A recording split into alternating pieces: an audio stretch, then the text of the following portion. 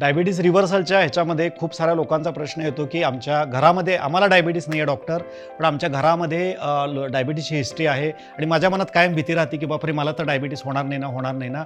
आणि बऱ्याच वेळा असंच जरी टेस्ट करायला गेलं तरी माझे रिपोर्ट नॉर्मल येतात. तर डॉक्टर असे काही साईन सिम्पटम आहेत का की जे आपल्याला अगोदर कळले तर आपल्याला डायबिटीस व्हायच्या अगोदरच ते पकडता येतील आणि आपल्याला डायबिटीस होणार नाही. तर आजच्या व्हिडिओमध्ये मी तुम्हाला 5 असे महत्त्वाचे पॉईंट्स, महत्त्वाचे लक्षणं जे आपल्याला डायबिटीस होण्याच्या अगोदर दिसतात ही मी तुम्हाला सांगणार आहे. आणि 5वं जे लक्षण आहे ते तर फार महत्त्वाचं आहे, ते त्यामुळे केअरफुली हा व्हिडिओ तुम्ही ऐका. आणि तुम्हाला पण जर का अशा पद्धतीची काही लक्षणं दिसत असतील तर तुम्ही लगेच तुमची टेस्ट करून घेणं गरजेचं आहे. सगळ्यात पहिलं जे क्लासिकल साईन डायबिटीसमध्ये किंवा प्री डायबिटीसमध्ये, डायबिटीस होण्याच्या कितीतरी अगोदर जे म्हणतात की डायबिटीसचं महत्त्वाचं कारण आहे इन्शुलिन रेझिस्टन्स, हा जेव्हा आपल्या शरीरात डेव्हलप व्हायला लागतो तर पिगमेंटेशन, पर्टिक्युलरली आर्मपिटमध्ये, मानेवरती जर का ब्लॅक स्पॉट्स आपल्या याच्यामध्ये दिसत असतील, पिगमेंटेशन दिसत असेल आणि जे नॉर्मली क्लीन केल्यावर, साबणाने आंघोळ वगैरे केल्यावर पण जात नसेल तर तुम्ही समजून घ्यायचं आहे अकॅन्थोसिस असं त्याला ह्याच्यामध्ये म्हणतात. किंवा डार्क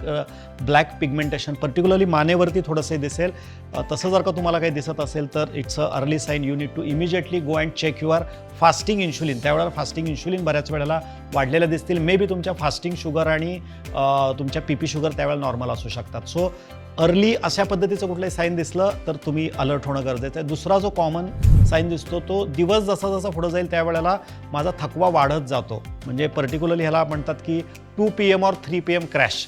इन द सेन्स की मला सकाळी उठल्यानंतर जरा बरं वाटतं, पण दिवस जसा जसा पुढं जातोय थोडं दुपार व्हायला लागली की मला एकदम एनर्जी डाऊन वाटते, मला उत्साह वाटत नाही, माझे कामाचा उराका वाढत नाही आणि मला इरिटॅबिलिटी होती, चिडचिडेपणा वाढतो. आणि संध्याकाळी 4-5 वाजता तर एकदम सडन मला खूप जास्त क्रेविंग होतं काहीतरी गोड खाण्याचं किंवा काहीतरी मला त्यावेळेला पाहिजे किंवा कार्बोहायड्रेट मला त्यावेळी काहीतरी खाल्लं पाहिजे अशी इच्छा होती. दुपारी जेवण केल्यानंतर सुद्धा 4:30-5 वाजता मला जर का भूक लागत असेल तर तुम्हाला त्यावेळेला मे बी हे अर्ली साईन डायबिटीसचं असू शकतं.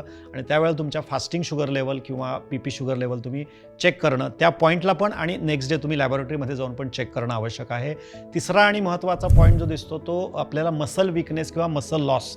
बराचसारखा डायबिटीस होण्याच्या अगोदर 1 किंवा 2 महिने अगोदर सडन जर का वेट लॉस होत असेल, म्हणजे 2 ते 3 महिन्यातच माझा 4 किलो 5 किलो वजन कमी झालेलं आहे. बऱ्याच वेळा लोकांना काय वाटतं की अरे वा चांगली गोष्ट आहे, माझं वजन कमी व्हायला लागलेलं आहे, पण तो ॲक्च्युली इन्शुलिन रेझिस्टन्स डेव्हलप होत असताना आपल्या मसल लॉस होत असतो. आणि हा जो स्नायूंचा होणारा लॉस आहे हे एक इंडिकेशन असू शकतं की आपल्या शरीरामध्ये डायबिटीस डेव्हलप व्हायला लागलेला आहे. त्यामुळे जर का सडन वेट लॉस असेल, कमी कालावधीमध्ये तुमचे मसल लॉस तुमचे झाले असतील तर तुम्ही समजून घ्यायचं आहे की आपल्याला ही योग्य वेळ आहे की आपल्याला थोडंसं अलर्ट होणं गरजेचं आहे आणि तुम्ही प्री डायबिटिक त्या केसमध्ये असू शकता. अजून एक जे कॉमन महत्त्वाचं साईन जे अर्ली डायबिटीसमध्ये पर्टिक्युलरली दिसायला सुरुवात होतं ते म्हणजे वारंवार होणारे फंगल इन्फेक्शन्स.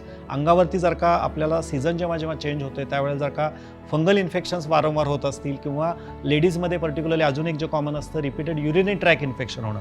लघवीला जर का मला इन्फेक्शन वारंवार होत असतील आणि ती लवकर बरी होत नसतील तर तुम्हाला त्यावेळेला तुमची साखर चेक करणं किंवा शुगर चेक करणं आवश्यक राहतं. हे एक अर्ली साईन डायबिटिक पेशंट्समध्ये दिसून आलेलं आहे. अजून एक जे क्लासिकल साईन जे बऱ्याच वेळा दुर्लक्षित होतं आणि हे फक्त डायबिटीससाठी नाही आहे आणि फार महत्त्वाचं आहे, हे ब्लड प्रेशरचं सुद्धा अर्ली इंडिकेशन असू शकतं. आणि आजकाल खूप कॉमन हे दिसतंय तर युरिक ॲसिड जर का माझं शरीरामध्ये वाढतंय की ज्याच्यामध्ये पर्टिक्युलरली जॉईंट पेन कॉमन असतं, आपल्या हाताचे पायाचे जॉईंट्स त्यावेळेला दुखतात आणि जेव्हा आपण जाऊन तपासतो त्यावेळी डॉक्टर सांगतात की तुम्हाला गाऊट झालेला आहे, तुमच्या युरिक ॲसिडच्या लेवल वाढलेल्या आहेत. So uric acid level higher साईडला राहणं हे पण अर्ली इंडिकेटर आहे की तुम्हाला फ्युचरमध्ये नेक्स्ट 6 to 8 मंथ्समध्ये आयदर तुम्हाला डायबिटीज डेव्हलप होऊ शकतो किंवा तुम्हाला ब्लड प्रेशरकडं पण तुम्हाला हे दुखणं घेऊन जाऊ शकतो. सो युरिक ॲसिडवरती थोडंसं आपण लक्ष ठेवायचं आहे.